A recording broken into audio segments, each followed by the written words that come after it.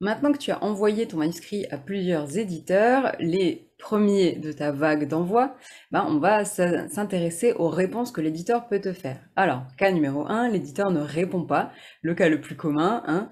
Et bien dans ce cas, je te recommande bien sûr de le relancer. Surtout, ne le laisse pas comme ça dans la nature, il va falloir relancer l'éditeur pour être sûr qu'il a bien reçu.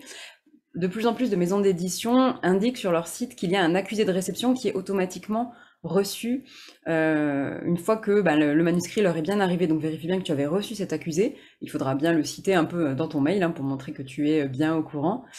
Si tu as bien reçu l'accusé de réception et que le délai de réponse de l'éditeur, qui est souvent indiqué sur leur site, est écoulé, n'hésite pas à relancer la maison d'édition en les contactant, en leur demandant où ça en est, etc. Sauf si la maison a précisé sur son site de ne pas les relancer, mais c'est très rare. Sur Wikipédia, il y en a peut-être 2-3 sur toute la liste des maisons qui ne veulent vraiment pas de relance.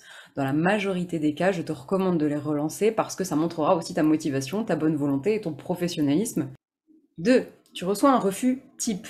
Alors, qu'est-ce que c'est un refus type? C'est tous les refus qui vont contenir aucune information vraiment personnelle et liée à ton manuscrit. Ça sera des refus qui vont te dire notre catalogue est plein, qui vont t'envoyer un truc automatique, on n'a pas retenu votre manuscrit, désolé, bon courage.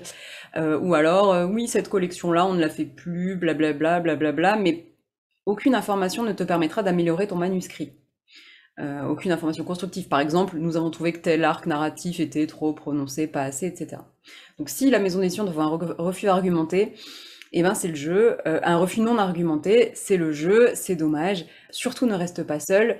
C'est très difficile de ne pas prendre personnellement un refus, mais c'est pourtant ce que tu dois faire. Quand ils envoient ça, ça peut être dû à tout un tas de raisons. Je te mets également le lien vers un épisode de podcast où Liz Gilbert raconte un petit peu son point de vue sur la chose, notamment que parfois l'éditeur a juste eu une sale journée, que ça va pas fort, etc. Bref, voilà pour le refus type. Ce que je te recommande dans ce cas, c'est de demander à l'éditeur s'il peut te faire un refus argumenté. On ne sait jamais, et toi, ça peut t'aider. Cas numéro 3, c'est un refus argumenté. Alors là, c'est top. Ça veut dire que non seulement l'éditeur a bien lu ton manuscrit ou son comité de lecture, mais surtout qu'il va te faire un retour qui va te permettre peut-être d'améliorer ton manuscrit.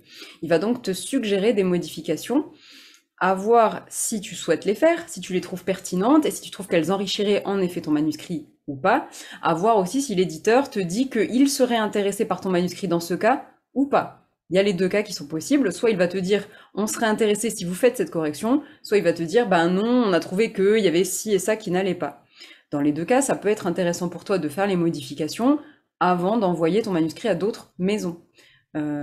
Surtout si deux éditeurs te font un retour similaire. Si deux éditeurs te font un retour différent, ce qui peut arriver aussi, que j'ai déjà beaucoup observé chez mes collègues auteurs, c'est normal aussi, chacun a son point de vue, l'écriture c'est pas un art absolu, il y a plein de spécificités à chaque éditeur, donc ne panique pas par rapport à ça et regarde qu'est-ce qui résonnerait pour toi, les commentaires qui t'évoquent une piste, un intérêt où tu te dis ah oui, il a sûrement raison, etc. Et surtout, ne reste pas seul face à ces modifications, c'est très difficile de te faire une généralité ici.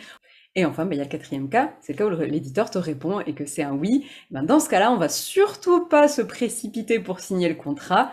On va déjà lire le contrat et je te mets le lien vers un épisode de podcast des choses à surveiller dans un contrat d'édition parce que surtout, ne signe pas n'importe quel contrat. Renseigne-toi, prends ton temps. Tu peux aussi avoir un éditeur qui peut te dire on est OK si vous faites ces corrections-là. Dans ce cas-là, attention.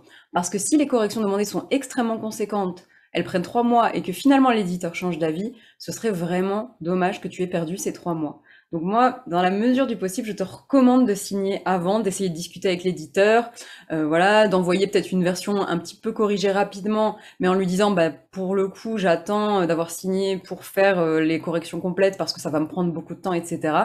Vraiment, fais-le et une posture professionnelle.